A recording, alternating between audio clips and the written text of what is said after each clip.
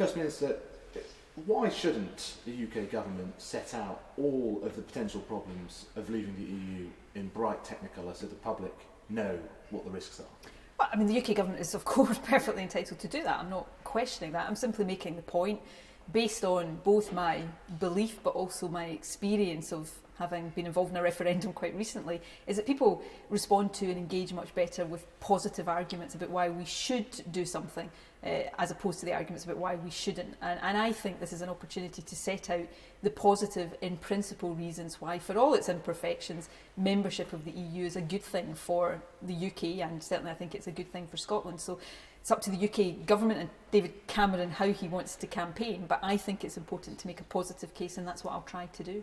I mean, clearly he would point out, or the inside from the referendum point out, clearly they won by 10 points, so it did work. Yeah, but I mean, remember that over the course of the Scottish independence referendum, the No campaign, started out with a 20-point plus lead and saw that diminish and diminish and diminish, and the result was, in the end of the day, fairly narrow. Now, the In campaign here doesn't have a 20-point lead to squander, so I think it's better to make a positive case. There are plenty good reasons for staying in the EU. Let's have that positive case. And I think, again, based on the experience of the Scottish referendum, when people are encouraged to and enabled to see, the positive reasons for doing something, and I think that leads to a much healthier and much better debate. And I think in this case it is more likely to lead to what I consider to be the right outcome. I suppose in both cases, though, in both the Scottish referendum and the EU referendum, the government's making the judgment that these fears and these risks are very real, and the public needs to know about that. You run the risk of insulting people's intelligence, because already you can see things that they said during the Scottish referendum that they're now saying the opposite of in this referendum. I woke up this morning to hear the UK government say that if there was a vote to leave the EU, then it would take at least 10 years for the UK to manage to negotiate its way out of the EU. In the Scottish referendum, they said, the same people said, that if Scotland voted to be independent, it would be thrown out overnight. Now, people are not daft, and we shouldn't treat people as if they're daft. A lot of the scaremongering was overblown in the Scottish referendum, and it will be overblown in this one too.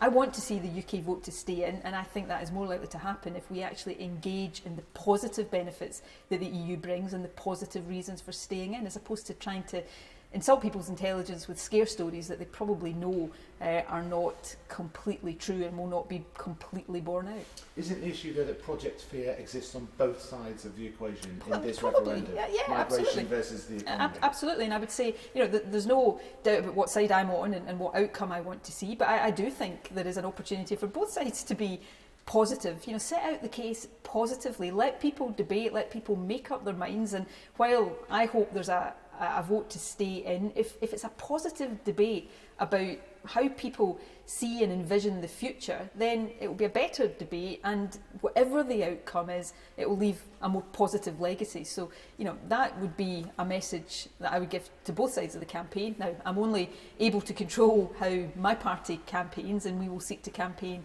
positively and put forward the reasons, not just the economic reasons, but the social and employment reasons for remaining within the EU. What do you say to a small proportion of your supporters who are vaguely excited about England voting to leave and taking Scotland out against its will, because that will give them the best chance of reprising the Scottish referendum? Well, the scenario that's talked about, what happens if the UK votes to come out but Scotland votes to stay in, of course does depend on Scotland voting to stay in.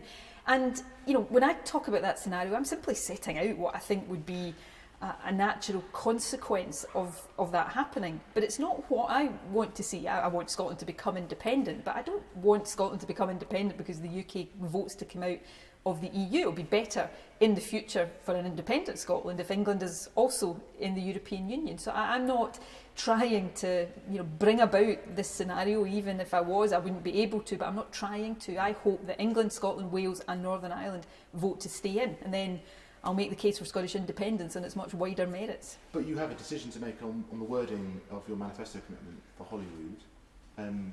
Will that leave open the possibility of calling another Scottish referendum if Brexit goes? I think in these circumstances you couldn't exclude that possibility. It would be undemocratic. In the Scottish referendum, people were told that our EU membership would be at risk if we voted yes. Well, Scotland voted no, albeit narrowly. to then 2 years later find that we were being taken out of the European Union, I think would lead a lot of people. This is anecdotal, but I know people who voted no proudly and passionately in the Scottish referendum who would vote differently if we were being taken out of the EU. But the point I'm making here is that's not what I hope happens. So, I will be campaigning for an in-vote, and I hope that in-vote is one in every nation of the UK. Why are you so keen to remove Scotland from the yoke of Westminster and yet keep it under the purview of Brussels? Well, that's just a ridiculous way of putting it. Every single member state of the European Union is an independent country. Many of them have populations smaller than Scotland's. So the European Union is made up of independent countries. I would like Scotland to be one of those independent countries, and as an independent country to participate in the British Isles with the other nations of the British Isles on that basis of equality. In the modern world we live in today, there is no contradiction whatsoever between independence and interdependence. That's the way of the world. But you have no fears at all about Brussels becoming a little bit too powerful? I don't think the European Union is perfect.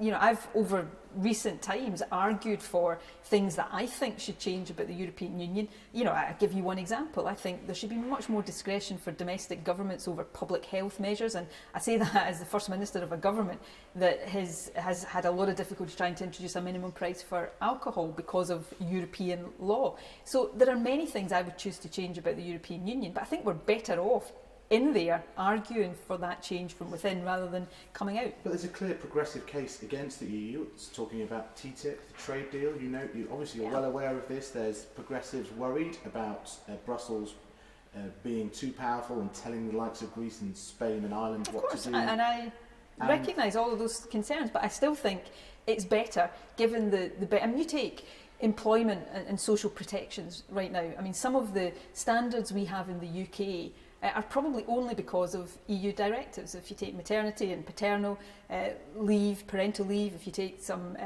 holiday entitlements, do we really think that a Tory UK government would have all of these protections if they weren't obliged to by the European Union? So there's a strong progressive case, and it's the case I will make, for staying in. It doesn't mean turning a blind eye to the imperfections of Europe. If you take TTIP, for example, the UK government should be doing more to insist that the NHS is exempted from TTIP, that public services generally are exempted, that we shouldn't have the ability of companies to sue states. That's, in my view, a failing of the UK government in not insisting on these things rather than an inevitable failing of the European Union. Just one last question. I'm interested in to what degree you're coordinating with government, your campaigning in Scotland, and perhaps you're seeing some of the initiatives put by the government under which opposition parties are suffering, whether it's the cut to the amount of money you get in Parliament, the short money, or whether the trade union bill affecting funding of other opposition parties, whether you think the government should sort of lay off the opposition parties if they want you to campaign thoroughly I think to help David Cameron keep his job. I think they should lay off these things regardless of the European Union referendum. I oppose what the government is trying to do to erode trade union rights. I oppose what they're trying to do for petty partisan reasons around opposition party funding, but that's not associated with the EU referendum. I think these things are wrong. And actually, they do make a point here in terms of the EU referendum. That's the kind of behaviour of the Tory government when it's unfettered by Europe. So let's keep the involvement of the European Union in terms of these employment and social protections rather than have David Cameron and his government have a free-for-all.